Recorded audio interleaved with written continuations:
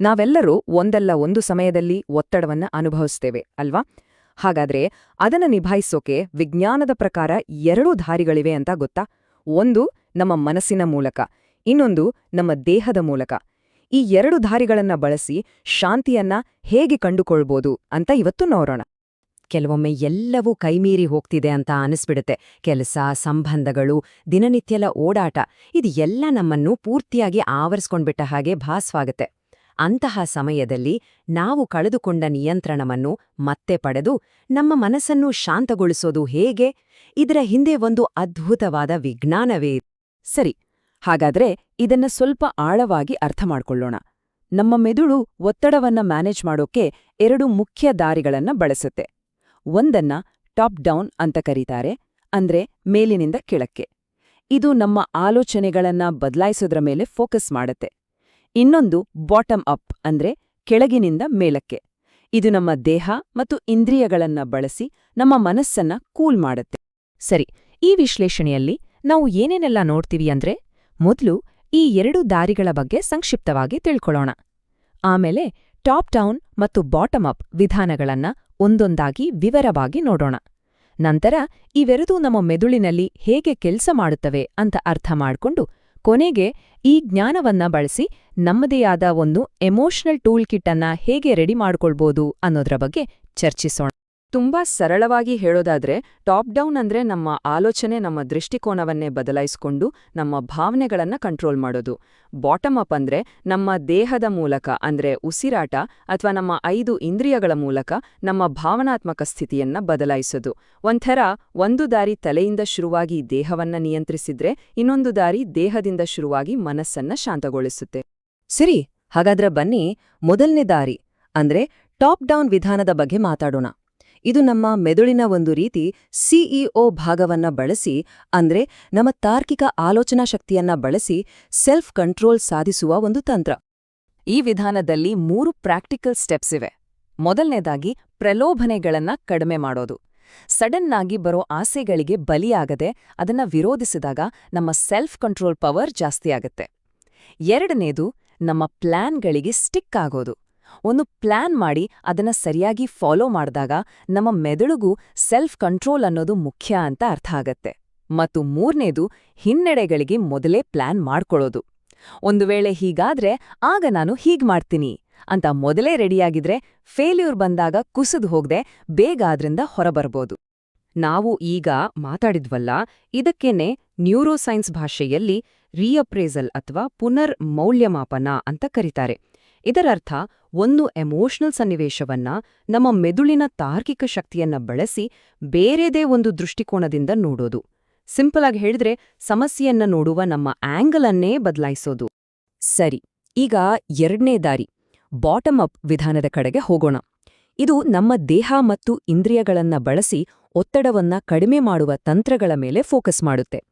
ಇಲ್ಲಿ ನಾವು ನಮ್ಮ ಆಲೋಚನೆಗಳನ್ನ ಬದಲಾಯಿಸೋಕೆ ಪ್ರಯತ್ನಿಸಲ್ಲ, ಬದಲಿಗೆ ನಮ್ಮ ಶಾರೀರಿಕ ಅನುಭವಗಳನ್ನ ಬಳಸ್ಕೊಳ್ತೀವಿ. ಇದಕ್ಕೆ ಒಂದು ಒಳ್ಳೆ ಉದಾಹರಣೆ ಅಂದ್ರೆ ಜಪಾನ್ನ ಶಿನ್ರಿನ್ ಯೋಕು ಅಥವಾ ಫಾರೆಸ್ಟ್ ಬೇಥಿಂಗ್. ಅಂದ್ರೆ ಕಾಡಲ್ಲಿ ಸ್ನಾನ ಮಾಡೋದಲ್ಲ, ಬದಲಾಗಿ ಕಾಡಿನ ವಾತಾವರಣದಲ್ಲಿ ಪೂರ್ತಿಯಾಗಿ ಮುಳುಗಿ ಹೋಗೋದು. ಅಲ್ಲಿನ ಹಸಿರು, ಪಕ್ಷಿಗಳ ಚಿಲಿಪಿಲಿ, ಮಣ್ಣಿನ ವಾಸನೆ, ತಂಪಾದ ಗಾಳಿ ಇದೆಲ್ಲವನ್ನೂ ನಮ್ಮ 5 ಇಂದ್ರಿಯಗಳಿಂದ ಅನುಭವಿಸೋದು. ಇದು ಎಕ್ಸಸೈಸ್ಗಿಂತ ಹೆಚ್ಚಾಗಿ ಪ್ರಕೃತಿಯ ಜೊತೆ ಒಂದಾಗೋ ಅನುಭವ. ಇನ್ನೊಂದು ತುಂಬಾನೇ ಪವರ್ಫುಲ್ ಟೆಕ್ನಿಕ್ ಅಂದ್ರೆ ಫಿಸಿಯೋಲಾಜಿಕಲ್ ಸಾಯ್ ಅಥವಾ ಶಾರೀರಿಕ ನಿಟ್ಟುಸಿರು. ಇದನ್ನ ಮಾಡೋದು ತುಂಬಾನೇ ಸಿಂಪಲ್. ಮೊದಲು ಮೂಗಿನ ಮೂಲಕ ಆಳವಾಗಿ ಉಸಿರನ್ನ ಒಳಗೆ ತಗೊಳ್ಳಿ. ಶ್ವಾಸಕೋಶ ಪೂರ್ತಿ ತುಂಬಿದ ಮೇಲೆ ತಕ್ಷಣವೇ ಇನ್ನೊಂದು ಚಿಕ್ಕ ಉಸಿರನ್ನ ಒಳಗೆಳೆದುಕೊಳ್ಳಿ. ಕೊನೆಗೆ ಬಾಯಿಯ ಮೂಲಕ ನಿಧಾನವಾಗಿ ಸಂಪೂರ್ಣವಾಗಿ ಉಸಿರನ್ನ ಹೊರಬಿಡಿ.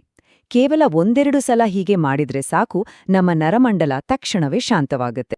ಇದರ ಎಫೆಕ್ಟ್ ಎಷ್ಟಿರುತ್ತೆ ಅಂತ ನಿಮ್ಗೆ ಗೊತ್ತಾ? ಒಂದು ಸಂಶೋಧನೆಯ ಪ್ರಕಾರ ಕೇವಲ 3 ದಿನ ಫಾರೆಸ್ಟ್ ಬೇದಿಂಗ್ ಮಾಡಿದ ನಂತರ ನಮ್ಮ ದೇಹದಲ್ಲಿ ಕ್ಯಾನ್ಸರ್ ಮತ್ತು ವೈರಸ್ಗಳ ವಿರುದ್ಧ ಹೋರಾಡೋ ನ್ಯಾಚುರಲ್ ಕಿಲ್ಲರ್ ಕೋಶಗಳ ಚಟುವಟಿಕೆ 53% ಹೆಚ್ಚು ಜಾಸ್ತಿಯಾಗಿತ್ತು. ಅಂದ್ರೆ ಯೋಚನೆ ಮಾಡಿ, ಪ್ರಕೃತಿ ನಮ್ಮ ದೇಹದ ಮೇಲೆ ಎಷ್ಟು ನೇರವಾಡಿ ಪರಿಣಾಮ ಬೀರಬಲ್ಲದು ಅಂತ. ನ್ಯೂರೋಸೈನ್ಸ್ನಲ್ಲಿ ಈ ತರಹದ ಶಾರೀರಿಕ ತಂತ್ರಗಳನ್ನ ಅಕ್ಸೆಪ್ಟೆನ್ಸ್ ಅಥವಾ ಸ್ವೀಕಾರ ಅಂತಾರೆ. ಇಲ್ಲಿ ನಾವು ನಮ್ಮ ಭಾವನೆಗಳನ್ನ ಬದಲಾಯಿಸೋಕೆ ಹೋಗಲ್ಲ, ಬದಲಿಗೆ ನಮ್ಮ ದೇಹದಲ್ಲಿ ಏನಾಗ್ತಿದೆ, ನಮ್ಮ ಇಂದ್ರಿಯಗಳಿಗೆ ಏನನ್ನಿಸ್ತಿದೆ ಅನ್ನೋದನ್ನ ಗಮನಿಸ್ತೀವಿ ಅಷ್ಟೇ, ಅದನ್ನ ಹಾಗೆಯೇ ಸ್ವೀಕರಿಸ್ತೇವೆ. ಇದು ರೀಅಪ್ರೈಸಲ್ಗೆ ತದ್ವಿರುದ್ಧವಾದದ್ದು. ಸರಿ, ನಾವೀಗ 2 ಬೇರೆ ಬೇರೆ ದಾರಿಗಳನ್ನ ನೋಡಿದ್ವಿ. ಒಂದು ತಲೆಯಿಂದ, ಇನ್ನೊಂದು ದೇಹದಿಂದ. ಆದ್ರೆ ನಮ್ಮ ಮೆದುಳಿನಲ್ಲಿ ಇವೆರಡು ಹೇಗೆ ಕೆಲಸ ಮಾಡ್ತವೆ? ಇವೆರಡಕ್ಕೂ ಬೇರೆ ಬೇರೆ ನ್ಯೂರಲ್ ಸಿಗ್ನೇಚರ್ ಅಥವಾ ನರವೈಜ್ಞಾನಿಕ ಸಹಿಗಳಿವೆ. ಬನ್ನಿ ಅದೇನೆಂದು ನೋಡೋಣ. ಈ ಸ್ಲೈಡ್ ನೋಡಿ, ಇದು ಇವೆರಡರ ವ್ಯತ್ಯಾಸವನ್ನ ತುಂಬಾ ಕ್ಲಿಯರ್ ಆಗಿ ಹೇಳುತ್ತೆ. ಪುನರ್ಮೌಲ್ಯಮಾಪನ ಅಂದ್ರೆ ಒಂದು ಎಮೋಷನಲ್ ಸನ್ನಿವೇಶಕ್ಕೆ ಬೇರೆ ಅರ್ಥ ಕೊಡೋದು. ಇದು ಟಾಪ್ ಡೌನ್ ತಂತ್ರ. ಇನ್ನೊಂದ್ ಕಡೆ ಸ್ವೀಕಾರ ಅಂದ್ರೆ ನಮ್ಮ ಅನುಭವಗಳನ್ನ ಬದಲಾಯಿಸೋಕ್ ಹೋಗದೆ ಅವು ಹೇಗಿವೆಯೋ ಹಾಗೆಯೇ ಅರಿವಿಂದ ಒಪ್ಕೊಡೋದು. ಇದು ಬಾಟಮ್ ಅಪ್ ತಂತ್ರ. ಇಲ್ಲಿ ಒಂದು ಇಂಟ್ರೆಸ್ಟಿಂಗ್ ವಿಷಯ ಏನಂದ್ರೆ, ಈ ಎರಡೂ ದಾರಿಗಳು ಬೇರೆ ಬೇರೆ ಆದ್ರೂ ನಮ್ಮ ಮೆದುಳಿನಲ್ಲಿ ಒಂದು ಕಾಮನ್ ಕಂಟ್ರೋಲ್ ಸೆಂಟರ್ ಅನ್ನೇ ಬಳಸ್ಕೊಳ್ತವೆ. ಎಫ್ಎಂಆರ್ಐ ಸ್ಟಡೀಸ್ ಪ್ರಕಾರ ನಾವು ಆಲೋಚನೆ ಬದಲಾಯಿಸಿದ್ರೂ ಸರಿ ಅಥವಾ ಉಸಿರಾಟದ ಮೂಲಕ ಶಾಂತವಾದ್ರೂ ಸರಿ, ಮೆದುಳಿನ ಒಂದು ಪ್ರಮುಖ ನಿಯಂತ್ರಣ ಸರ್ಕ್ಯೂಟ್ ಆನ್ ಆಗುತ್ತೆ. ಅಂದ್ರೆ ಗುರಿ ಒಂದೇ, ದಾರಿ ಮಾತ್ರ ಬೇರೆ ಅಷ್ಟೇ. ಟಾಪ್ ಡೌನ್ ವಿಧಾನ ಬಳಸಿದಾಗ ನಮ್ಮ ಮೆದುಳಿನ ಸಿಇಒ ಭಾಗ ಅಂದ್ರೆ ನಮ್ಮ ಲಾಜಿಕ್, ಪ್ಲಾನಿಂಗ್ ಎಲ್ಲವನ್ನು ನೋಡ್ಕೊಳ್ಳೋ ಭಾಗ ಆಕ್ಟಿವೇಟ್ ಆಗತ್ತೆ. ಈ ಭಾಗ ನೇರವಾಗಿ ನಮ್ಮ ಭಾವನೆಗಳನ್ನ ಮ್ಯಾನೇಜ್ ಮಾಡೋಕೆ ಶುರು ಮಾಡುತ್ತೆ. ಇದನ್ನೇ ಮೆದುಳಿನ ಕಾರ್ಯನಿರ್ವಾಹಕ ನಿಯಂತ್ರಣ ಅಂತ ಕರೆಯೋದು. ಅಂದ್ರೆ ಬಾಟಮ್ ಅಪ್ ವಿಧಾನ ಇದಕ್ಕೆ ಕಂಪ್ಲೀಟ್ ಉಲ್ಟಾ. ಇದು ಮೆದುಳಿನ ಭಾಗಗಳನ್ನ ಆಕ್ಟಿವೇಟ್ ಮಾಡೋದಿಲ್ಲ, ಬದಲಿಗೆ ಅನಗತ್ಯ ಚಿಂತೆ, ಟೆನ್ಷನ್ ಕೊಡೋ ಕೆಲವು ಭಾಗಗಳನ್ನ ಮ್ಯೂಟ್ ಮಾಡಿಬಿಡುತ್ತೆ, ಅಂದ್ರೆ ಶಾಂತಗೊಳಿಸುತ್ತೆ. ಇದು ಕಂಟ್ರೋಲ್ ಮಾಡೋದಕ್ಕಿಂತ ಹೆಚ್ಚಾಗಿ ಅನಗತ್ಯ ಗದ್ದಲವನ್ನ ಕಡಿಮೆ ಮಾಡದ ಹಾಗೆ. ಸರಿ, ಇಷ್ಟೆಲ್ಲ ತಿಳ್ಕೊಂಡ್ಮೇಲೆ ನಾವು ನಮ್ಮದೇ ಆದ ಒಂದು ಭಾವನಾತ್ಮಕ ನಿಯಂತ್ರಣದ ಸಾಧನ ಪೆಟ್ಟಿಗೆಯನ್ನ ಹೇಗೆ ಕಟ್ಕೊಳ್ಬಹುದು? ಇಲ್ಲಿ ಮುಖ್ಯವಾದ ವಿಷಯ ಏನಂದ್ರೆ, ನಮ್ಮ ಹತ್ತಿರ ಈಗ ಒಂದಲ್ಲ 2 ಬೇರೆ ಬೇರೆ ರೀತಿಯ ಟೂಲ್ಸ್ ಇವೆ. ಹಾಗಾದ್ರೆ ಕೊನೆಯದಾಗಿ ನಾವು ತಿಳ್ಕೋಬೇಕಾದ ಮುಖ್ಯ ಅಂಶ ಏನಂದ್ರೆ, ಒಂದು ವಿಧಾನ ಇನ್ನೊಂದಕ್ಕಿಂತ ಬೆಸ್ಟ್ ಅಂತೇನಿಲ್ಲ.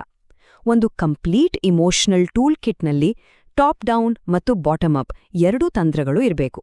ಕೆಲವು ಸಂದರ್ಭಗಳಲ್ಲಿ ಆಲೋಚನೆಗಳನ್ನು ಬದಲಾಯಿಸೋದು ಸಹಾಯ ಮಾಡಬಹುದು.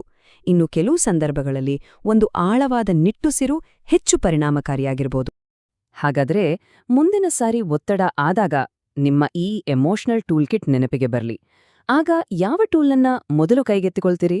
ನಿಮ್ಮ ಆಲೋಚನೆಗಳನ್ನ ಬದಲಾಯಿಸೋ ಪುನರ್ಮೌಲ್ಯಮಾಪನ ಅನ್ನ, ಅಥವಾ ನಿಮ್ಮ ದೇಹ ಮತ್ತು ಉಸಿರಾಟದ ಮೂಲಕ ಶಾಂತಿಯನ್ನ ಕಂಡುಕೊಳ್ಳೋ ಸ್ವೀಕಾರ ಅನ್ನ?